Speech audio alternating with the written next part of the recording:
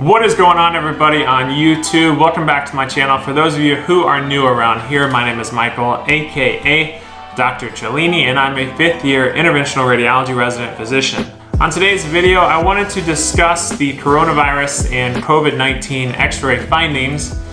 And I was planning on making this video anyways, but then I saw this video that CNN posted about one of their main correspondents, Chris Cuomo, who is also the brother of Andrew Cuomo, the governor of New York.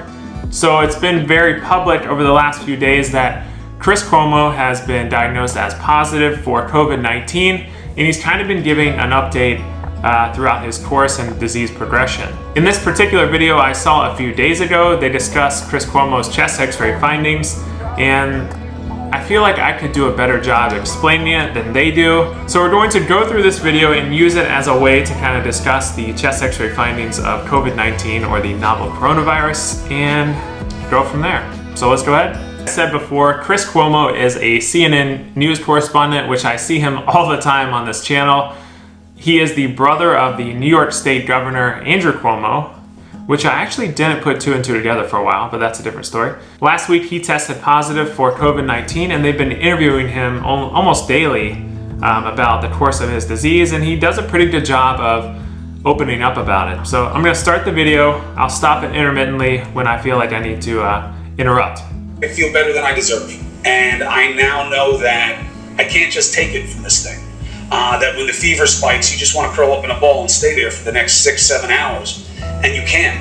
You've got to bundle up your clothes. You've got to, start drowning yourself in fluids. You got to take your Tylenol, and you got to get after it. If you don't want it to get into your lungs, you got to force yourself to breathe. You got to get up off your ass. You got to walk around. It hurts. You don't want to do it. Everything in your body is telling you not to do it, and it's lying to you. So I really like what he's doing here. He's staying positive.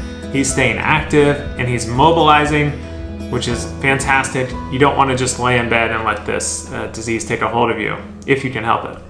And it's lying to you, and I know that now. And the more I do, the more I push myself to do, the better I'm getting. So I'm going to take faith in that for now. I know I'm not through it, but that's good. Let's talk about the collective, though, for a second, though. Now, so he's actually onto something with this, because when patients lay flat in the hospital bed on ventilators, the actual back or posterior of the lungs do not aerate as well because they aren't expanding, because that is the dependent portion of the thorax. So as you've seen in many cases with this virus, we actually prone the patients and allow the posterior or back of the chest to expand, which allows those airways to kind of open up. If you don't allow those airways to open up, that lung becomes collapsed or atelectatic and can cause that infection just to kind of sit there and not resolve. So I'm going to fast forward this part because they're just talking about data and whatnot. So I think let's fast forward to the part where he starts talking about his chest x-ray. Now, in terms of where we don't want to go, if you have coronavirus, in most of the cases, your big fear is that it's going to get your lungs. That's what it wants. It wants your lungs, this thing. So yes, this virus does love the small airways of your lungs. This weekend, I had the fever start to go down a little bit, and I started to feel it come into my chest. So I went to get a chest x-ray, and I want you guys to see this just so you can see what we're looking for and not, okay? Now. So first and foremost, this is just a normal frontal radiograph, as we call it. It's not labeled PA or AP, probably a PA radiograph given the way it looks, but let's see what they say about it. Doc, obviously you understand this. What we're looking for in the lungs are big white areas. What are the terms that people will hear?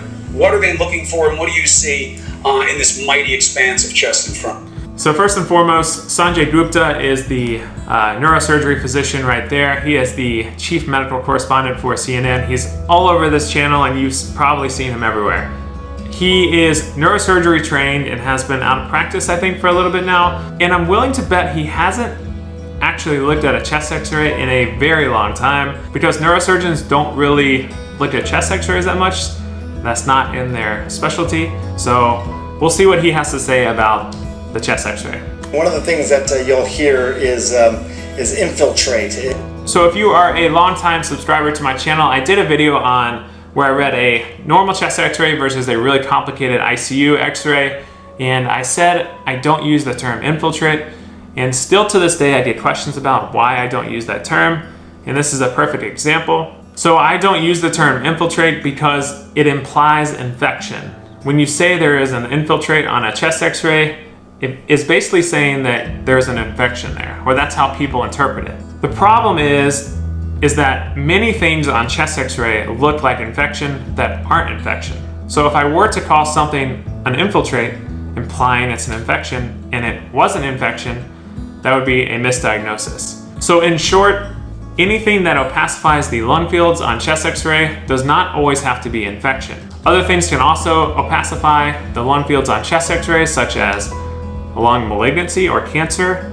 Also fluid can also do the same thing, hemorrhage, proteinaceous material, etc. So just remember that the term infiltrate is not used by me or anybody I train with, because not everything on chest x-ray is an infiltrate or an infection. Do you have an infiltrate in your chest, in your lungs? And that's basically a collection of inflammatory fluid. I would look for those in areas where, the black areas are the air in your lungs. I would look for some of those black areas to essentially be filled with white spots. And I just want to make it clear for the audience, I'm not diagnosing here from afar. In the middle of the chest x-ray there, you can see you have a little bit of infiltrates, and you can see this on... So again, this is really difficult to see because I'm looking at a picture of an x-ray on a news broadcast, and then I'm also watching on YouTube, so it's not exactly ideal for diagnosing. However, I don't see any infiltrate on this x-ray. This is a lateral projection here. This is the sternum up here. This is the back, as you can see here, the spinous processes and the vertebrae here. This is the side view of the heart, or the lateral view. So again, this x-ray is taken from the lateral projection, which means the beam is going this way, and that's why you can see all the ribs like this right here. So I think what he's seeing is the overlapping ribs and normal pulmonary interstitial vasculature that is causing this infiltrative appearance. But this is pretty clear from what I can see.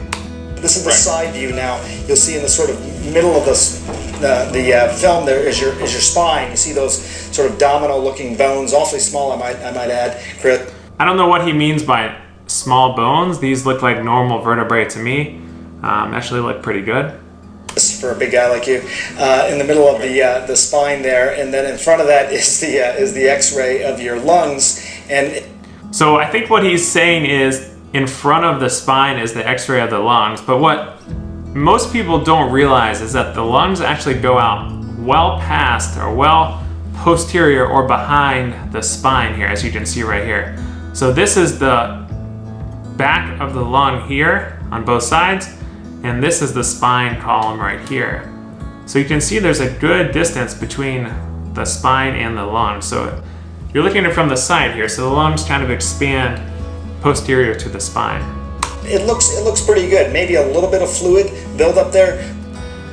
I don't see any fluid buildup. If there were to be fluid buildup, there would be some blunting of the costophrenic angles here, and you can't really see all of them, so maybe there is like a scant amount of fluid there, but I would never call that. Pneumonia, which is what they're trying to diagnose. Pneumonia is not just diagnosed by a chest x-ray, but it's one of the tools that doctors use to diagnose it. So it looks good. And again, just to make it clear, I'm not diagnosing Chris via television here, but that it looks pretty good, and I looked at that more closely on my computer today.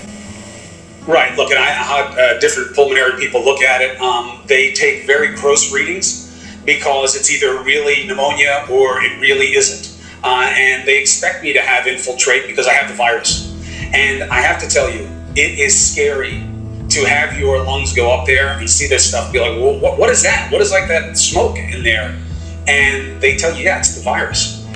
So this is exactly why I wanted to do this video in the first place, because chest x-rays are not really good at diagnosing COVID-19 or novel coronavirus. And this is the perfect example for that, because Chris Cuomo has been diagnosed as positive for the virus. However, his chest x-ray is pretty normal. And the reason for that is because often in many other disease processes as well, COVID-19 will actually lag on chest x-ray. And what I mean by that is it actually takes a while for the virus to accumulate within the lungs and actually show itself on chest x-ray. So as you can see here, you can test positive for the virus, but have a normal chest x-ray. which is why chest x-rays are not really that valuable in the beginning stages of the virus. They can, however, be useful in tracking the disease progression. So it looks like Chris Cuomo is doing well so far. I wish him the best.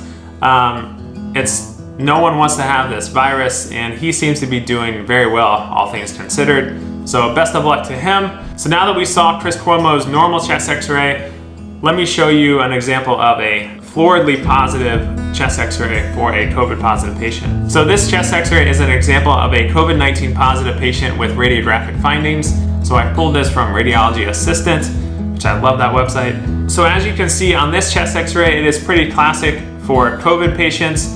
You have these consolidative bilateral ground glass opacities in the periphery of the lungs, as you can see by these arrows. A chest x-ray that looks like this is not specific for a COVID-19 patient. You can see this in a ton of different disease processes. So if I were to see this 5 months ago, I would have never come down hard on COVID-19 if I even knew about it. I could never come down hard on anything. I would likely just call it some sort of infection, because the differential for bilateral peripheral ground glass opacities is pretty broad. So just to name a few things that kind of have this appearance on chest x-ray, you can have influenza can have this appearance, just normal influenza A or B that we're used to, cytomegalovirus pneumonia, HSV pneumonia, respiratory syncytial viral pneumonia, an atypical bacterial pneumonia such as mycoplasma pneumonia. Also, pulmonary edema can have an atypical appearance like this as well.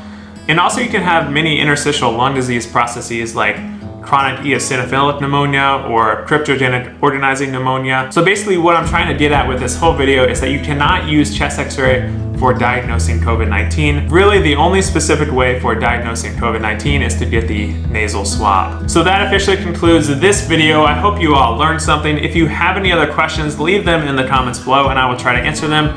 I usually respond within the first hour or so. As always, smash that like and subscribe button and follow me on Instagram if you don't already.